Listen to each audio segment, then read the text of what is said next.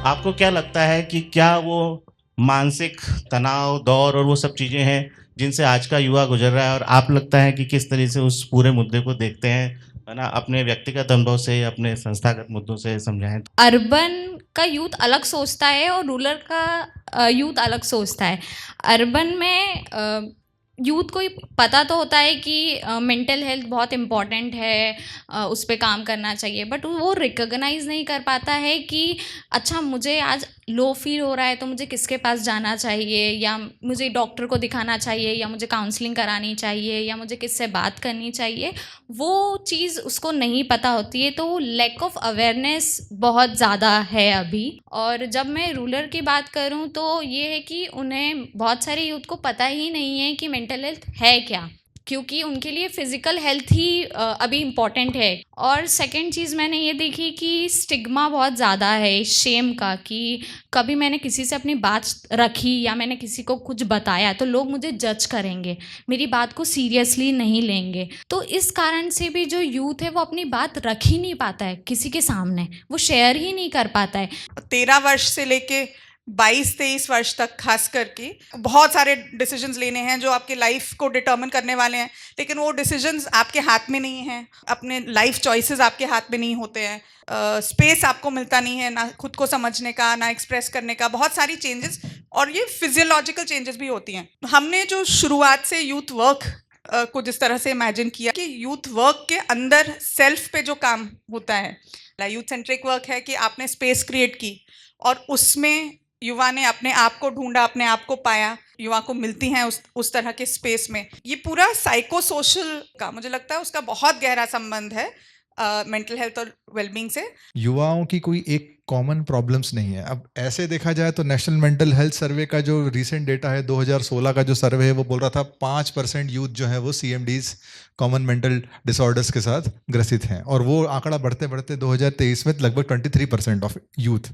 मतलब आप इसकी गहराई देखिए, इस समस्या की, इसका विस्तार देखिए। हर चौथा युवा आज कहीं ना कहीं कॉमन मेंटल डिसीजेस से ग्रस्त है। आपका एक बैकग्राउंड है, आपकी एक पृष्ठभूमि है, ग्रामीण परिवेश, तो आपकी पारिवारिक और आपके परिवेश संबंधित जो समस्याएं हैं उसके वजह से भी स्ट्रेस क्रिएट होता है।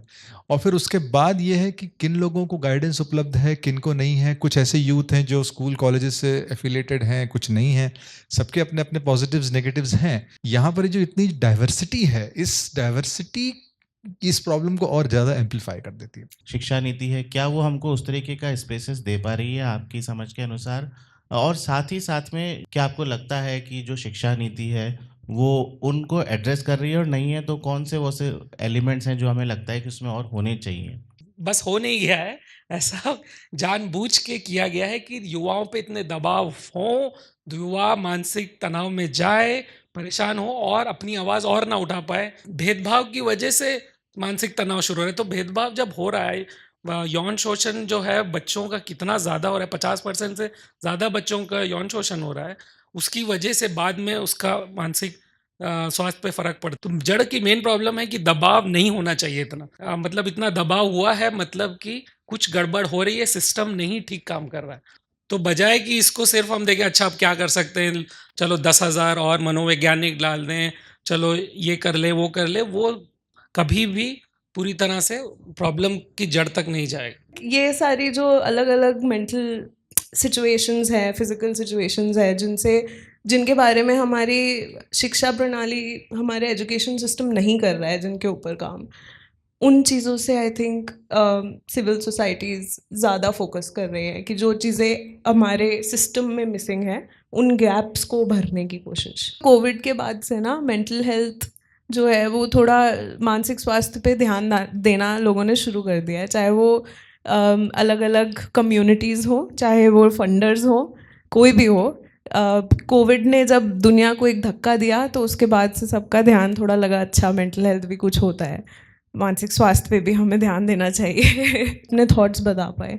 जिन लोगों को आवाज़ नहीं मिल रही थी, आई थिंक सिविल सोसाइटीज़ में कोशिश करी जा रही है कि उन लोगों को वो मौका दिया जाए बोलने का। जो बड़ी बात आप सब लोगों ने कही कि वो जो अलग-अलग फोरम्स हैं, उनके कलेक्टिवाइज़ेशन की बात है, जो फॉर्मल और इनफॉर्मल स्पेसेस हैं, नीतियाँ तो बनी हैं पर उसमें सीबीओज़ क्या रोल कर सकते हैं, एकेडमिशियंस का क्या रोल है, सिविल सोसाइटी कहाँ पिच इन कर सकते हैं, वो एक चीज़ बात सही है। एक बहुत खूबसूरत बात शुरू में आपने कही थी कि जो ये जनरेशनल रिस्पॉन्सिबिलिटीज़ का जो ट्रांसफ़र की बात है, उसको कैसे हम लोग ईज़ आउट कर सकें, कैसे उस दबाव को कम किया जा सके, बच्चों को, युवाओं को उस सहज वातावरण के अंदर हम बढ़ा सकें, वो एक बड़ा टेक अवे। एक उनको ऑल्टरनेटिव्स की बात हुई, वो मुझे लगता है बहुत ही खूबसूरत बात है कि किस तरीके से हम अपने युवाओं और किशोर किशोरियों को वो मौके देख सकें जहाँ पे वो अपने आप को अलग अलग जगहों पे एंगेज कर सकें। कला हो, संगीत हो, है ना, जो भी उनकी रुचि हो, स्पोर्ट्स हो, वहाँ पे अगर वो अपने आप को देख पाएंगे तो शायद से इसमें उनको एक अच्छा तरीका मिलेगा मेंटल स्ट्रेस को देखने के लिए। आप सभी साथियों का बहुत-बहुत धन्यवाद इस खूबसूरत चर्चा के लिए, अपने विचार व्यक्त करने के लिए, और आप सभी का भी बहुत-बहुत धन्यवाद इतने शांति से इस एंगेजिंग डिस्कशन सुनने के लिए। सभी साथियों का धन्यवाद। Thank you.